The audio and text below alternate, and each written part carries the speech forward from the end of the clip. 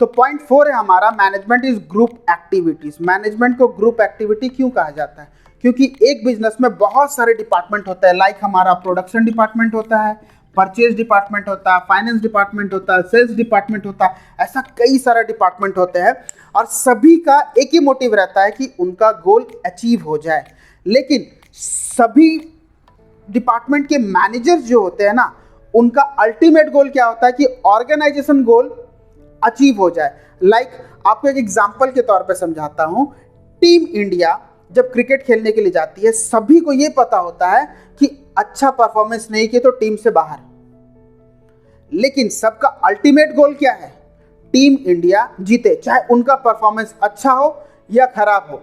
तो सबके माइंड में क्या चलते रहता है कि टीम इंडिया को जीतना है एनी हाउ। तो सभी अपना बेस्ट देने को कोशिश करते। तो ठीक इसी तरीका से यहाँ पे जितने सारे डिपार्टमेंट है ना, सभी के मैनेजर्स के माइंड में यही चलते रहता है कि हम अपना बेस्ट तो दे, अपना डिपार्टमेंट का गोल तो अचीव करें, लेकिन एक ग्रुप की तरह काम करके ऑर्गेनाइजेशन का गोल को भी अचीव करते। तो ठीक उसी तरीका से टीम इंडिया क्या करती है, अपना परफॉर्मेंस देने के साथ साथ वो क्या करती है, पूरा ग्रुप एक्टिविटी में काम करते हैं और टीम इंडिया को जिताते हैं। तो मैनेजमेंट यहाँ पे क्या कर रहा है, सेम चीजें ही कर रहा है। यहाँ पे वो अपना अपना डिपार्टमेंट का बेस्ट परफॉर्मेंस दे रहा है और ऑर्गेनाइजेशन का गोल को अचीव किया जा रहा है। इसीलिए बोला जाता है कि management is group activity. Clear बच्चों, नहीं समझे? ठीक है, और एक एग्जांपल लेते हैं कि विराट कोहली अगर सेंचुरी मार दे तो क्या टीम इंडिया जीत जाएगी? ऐसा तो नहीं हो सकता।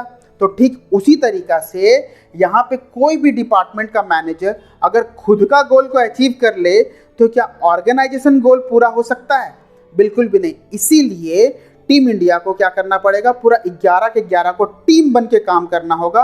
और ठीक इसी तरीका से बिजनेस में सारे डिपार्टमेंट के मैनेजर्स को एक टीम बन के काम करना होगा ताकि ऑर्गेनाइजेशन गोल अचीव हो जाए। क्लियर? अब तो क्लियर हो गया होगा। तो पॉइंट 5 है हमारा बच्चों, मैनेजमेंट इज इंटेंजिबल। मैनेजमेंट को इंटेंजिबल क्यों बोला जाता है? क्योंकि इंटेंजिबल का मतलब होता है नेवर सीन और टच। इंटेंजिबल यहाँ पे मैनेजमेंट इसलिए है क्योंकि मैनेजमेंट को बोला गया है management is the art of getting thing done through other. इसका मतलब क्या हुआ, मैनेजमेंट एक ऐसा कला है जो दूसरों से काम करवा सके। तो उस काम को तो कोई देख नहीं सकता, लेकिन वो जो काम करवाते हैं ना, उसका इम्पैक्ट इतना ही बड़ा होता है कि हमें फील आ जाता है कि हाँ ये काम बहुत ज़बरदस्त हुआ। एग्जाम्पल के तौर पे आप लोग जब अपने स्कूल कॉलेजेस में बैठते होंगे तो आपको सारा लेक्चरर बोरिंग नहीं लगता, लेकिन कोई एक ऐसा टीचर आता है जिसमें बैठने में हमें ये लगता है कि हाँ फील आ रहा है और समझ में भी आता अच्छा तरीके से। ठीक है, हम लोग एक एग्जाम्पल लेते हैं, एक अच्छा एग्जाम्पल महेंद्र सिंह धोनी का। हमारे माही भैया सीएसके के कैप्टन है और फॉर्मर इंडियन कैप्टन। ठीक है, तो देखो यहाँ पे वो क्या करते हैं, बैटिंग A1, कीपिंग A1, लेकिन कैप्टनशिप जो उनका है ना वो बहुत ज़्यादा अच्छा होता है, जिसकी वजह से इंडिया आज कहाँ से कहाँ है। सोचो, देखो उनका कैप्टनशिप की वजह से टीम इंडिया और सीएसके इतना ही ज़्यादा मैच जीता है, आप लोग को बताने का ज़रूरत नहीं है। तो ये जो कैप्टनशिप जो होता है ये दिखता नहीं है। बैटिंग भले ही दिख जाए, विकेट कीपिंग भले ही दिख जाए, लेकिन ये कैप्टनशिप दिखता नहीं है। लेकिन उसका इम्पैक्ट देखो, टीम इंडिया कितनी बार जीती सिर्फ और सिर्फ माही भाई के कैप्टनशिप की वजह से। तो इसीलिए वो कैप्टनशिप जो है वो इंटेंजिबल है। तो मैनेजमेंट को यहाँ पे क्या बोला गया है, इंटेंजिबल। मैनेजमेंट जो अपना काम करता है वो इंटेंजिबल होता है, दिखता तो नहीं है लेकिन कितना बड़ा इम्पैक्ट दिलाता है।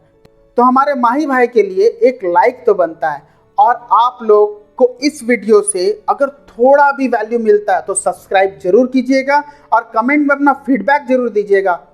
तो 6 पॉइंट है हमारा, management is dynamic function. Dynamic function का मतलब क्या होता है हमारे बच्चों, कंटिन्यूअस चेंजेस, या फिर आप उसको अपग्रेड बोल सकते हैं। तो मैनेजमेंट यहाँ पे क्या करता है, अपने आप को टाइम टू टाइम अपग्रेड करते हैं, या फिर आप ये बोल सकते हैं कि मैनेजमेंट समय के हिसाब से अपने आप को ढाल लेते हैं और अपने आप को चेंज करते रहते हैं। एग्जाम्पल के तौर पे एक मोबाइल का हम लोग एग्जाम्पल लेते हैं कि मोबाइल क्या किया, नोकिया 3315 से लेके आज सैमसंग, आईफोन, कितना ज़्यादा अपडेट आ गया है। देखो कैमरा तो ऐसा आने लग गया है कि लोग चांद देख रहे हैं वहाँ से, टेलीस्कोप का ज़रूरत भी नहीं है। तो एक कीपैड फ़ोन से और एक स्मार्टफोन या फिर आईफोन, iOS फ़ोन कितना अपग्रेड किया है। देखो इसी वजह से वो बहुत सारे बिजनेस को उखाड़ फेंका है। सीडी का बिजनेस खा गया, टॉर्च का बिजनेस खा गया, रेडियो का बिजनेस खा गया, इवन कैमरा का भी बिजनेस खा ही गया है। थोड़ा बहुत टीवी का जो बिजनेस बचा है वो भी खा ले रहा है, क्योंकि फ़ोन पे ही OTT प्लेटफॉर्म बहुत सारे हैं। तो देखो मोबाइल अपने आप को कितना अपग्रेड कर रहा है, जिसके वजह से बहुत सारे बिजनेस बंद हो रहे हैं। तो ठीक उसी तरीका से मैनेजमेंट को भी पता है कि अपने आप को अगर वो अपडेट नहीं किए तो दूसरे बिजनेस वाले उनका बिजनेस खा जाएंगे। तो मैनेजमेंट क्या करता है यहाँ पे, अपने आप को अपग्रेड करता है, जैसे मोबाइल कर रहा है। ठीक है, मोबाइल वर्जन एंड्रॉयड का कितना था, आज कितना है देखो। वो किटकैट वर्जन से लेके अभी तक अगर देखोगे तो 13 है, आईफोन 14 प्रो तक आ चुका है इंडिया में। ठीक है, सैमसंग S23 अल्ट्रा आ रहा है जिससे हम लोग चांद देख रहे हैं। तो ये अपडेशन क्यों हो रहा है? अगर अपडेट नहीं करेंगे ना तो मोबाइल का बिजनेस इतना सक्सेस नहीं होगा। तो मैनेजमेंट इस चीज़ को बहुत अच्छे से जान रहा है, सेम फॉर्मूला को अपनाता है कि अपने आप को वो अपडेट किए जा रहा है ताकि दूसरे बिजनेस वाले उनका बिजनेस ना खा पाए। क्लियर हो गया बच्चों? तो बच्चों 7 पॉइंट हमारा लास्ट पॉइंट है, मैनेजमेंट इज मल्टी डायमेंशनल। ये सभी पॉइंट का निचोड़ है, इसे ढंग से समझते हैं हम लोग। मैनेजमेंट को मल्टी डायमेंशनल क्यों कहा जाता है? क्योंकि मल्टी का मतलब होता है मैनी और डायमेंशनल का मतलब होता है साइड। तो मैनेजमेंट का बहुत सारा साइड है। वो क्या क्या है?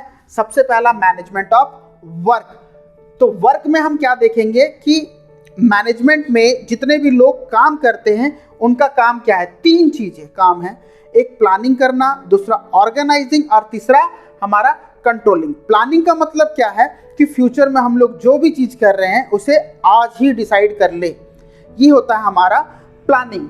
और ऑर्गेनाइजिंग का मतलब क्या होता है कि जो प्लान हम लोग किए हैं उस प्लान को एग्जीक्यूट करने के लिए जो भी रिसोर्सेज का जरूरत है उसे अरेंज करवाना, ये होता है हमारा ऑर्गेनाइजिंग। और कंट्रोलिंग क्या होता है हमारा?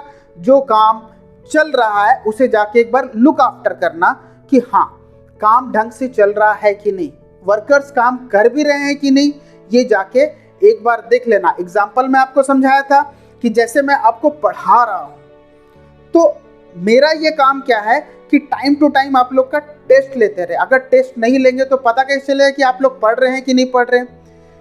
क्लियर हुआ?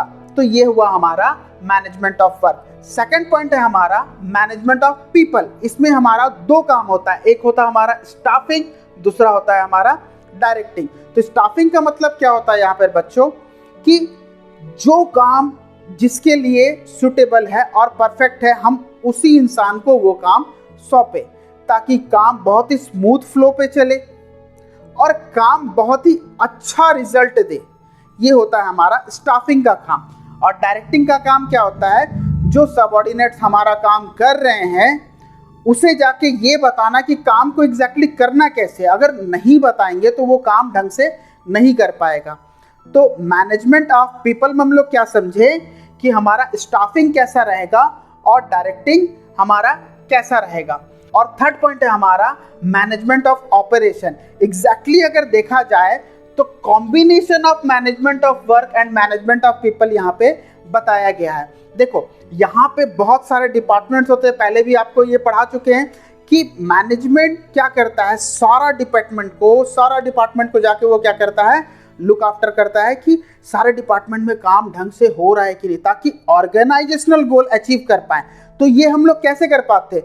POSDC से कर पाते हैं। देखो यहाँ पे वर्क में और पीपल में हम लोग देखो POSDC लिखे हैं, तो इसीलिए बोला जाता है कि management of operation the combination of management of work and management of people.